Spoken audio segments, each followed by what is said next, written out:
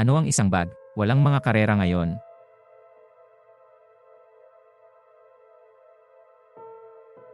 Magandang hapon po, binata. Hey, magandang hapon. Bibigyan mo ba ako ng sakay? Ano, may pera ka ba kapag nagkataon?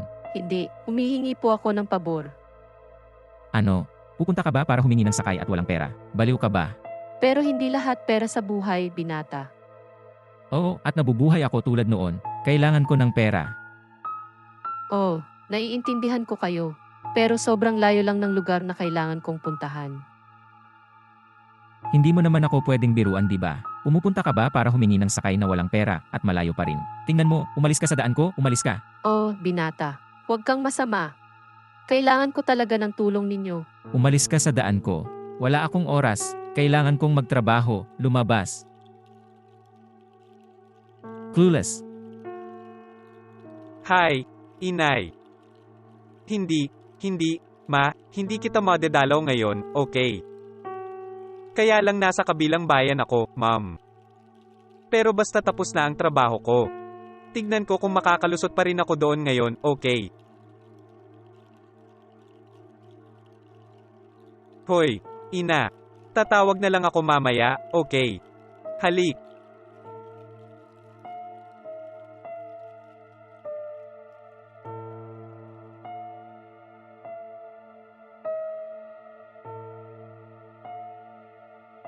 Hi ma'am, okay lang ba sa inyo ang lahat? Kailangan mo ba ng tulong? Oh, ayos lang, oh. Kaya lang kailangan kong makarating sa isang lugar doon. Okay, pero saan ka ba kailangan pumunta? Oh, binata. Kailangan ko nang pumunta sa isang lugar. Malayo na ang layo. Kukunin ko ang ginang. Ngunit hindi ko nakuha, walang pera. O sige, gagawin ko ito mula sa puso, okay? Wow, binata na. Anong magandang puso ang mayroon ka? Oh, okay na. At ano ang pangalan mo? Ang pangalan ko ay Dulce. Ako si Diego, Dulce. Ah, nice to meet you. Ang kasiyahan ay akin. Tara na nga. Tara na nga.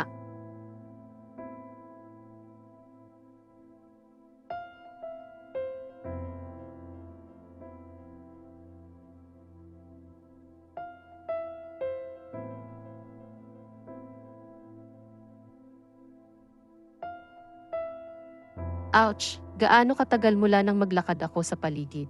Oo, Donna Dulce, gaano nakatagal mula nang narito ka? Oh, ang miss ko sa iyo. Wow, matagal na rin. Napakasarap alalahanin, alam mo. Maraming salamat po sa inyo. Ang galing mo naman bata.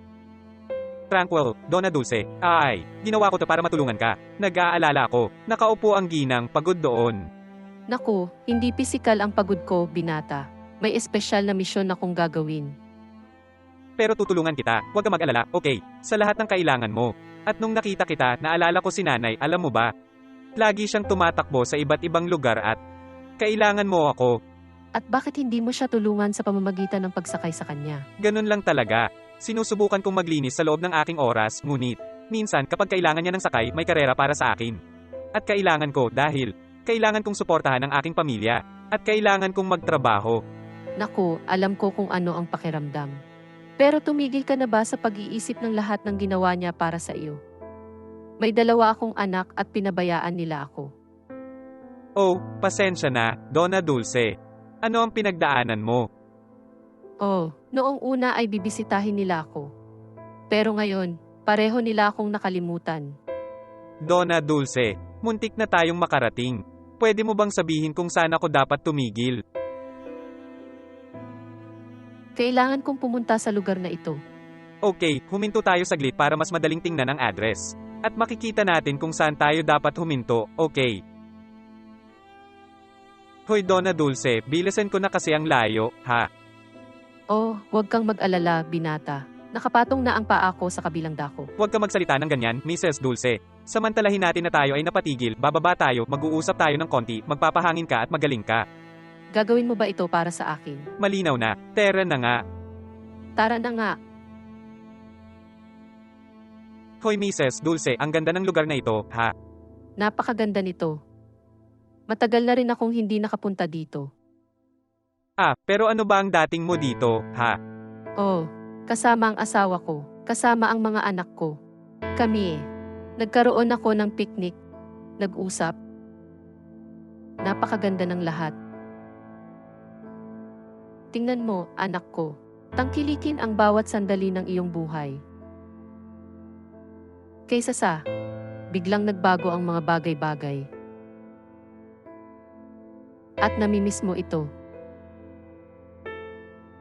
Pwede mo na itong iwan, mag-enjoy ako, okay? Ayan na, Donna Dulce, dumating na tayo.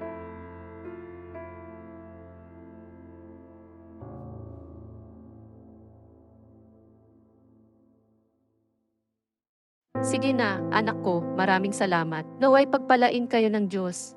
Ginawa ko ito mula sa puso, Donna Dulce. Alam ko na. O anak ko, nakalimutan ko yung box sa kotse. Pwede mo bang kunin para sa akin? Sige, sandali lang dito, okay? Donna Dulce? Donna Dulce. Nasaan na siya? Siguro umuwi na siya ng address kahit papaano. Iwanan mo dyan. Hi, lady.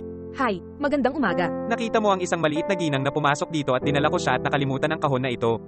Tingnan mo, binata, walang pumasok dito, pero kung gusto mo, magbayad ng isang pagbisita. Tawag ko sa, ano ang pangalan ng tao? Ang pangalan niya ay Donna Dulce. Tama na. Mukhang binata, imposible. Hindi siya pumasok dito. Pumanaw si Donna Dulce kanina. Hindi yan posible. Isa na sigurong Dulce ang nagsasalita dahil wala pang minuto mula nang iwan ko siya dito. Tingnan mo, binata, may Donna Dulce. Dati siyang nakatira dito. Pero siya, pumanaw kanina. Mga maralita. Dalawa ang anak niya, pinabayaan siya dito.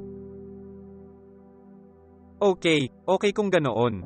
Maraming salamat. Mali siguro ang ginawa ko. Pag-endorso, bye na.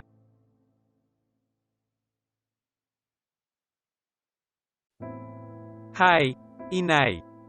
Hi, anak ko, gaano katagal na ba ito? Ano ang isang sorpresa? Tama na, nanay. Matagal na rin kitang hindi nakikita, di ba?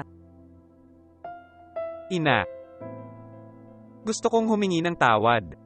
Kasi minsan hindi ako pumunta dahil ayaw ko talaga.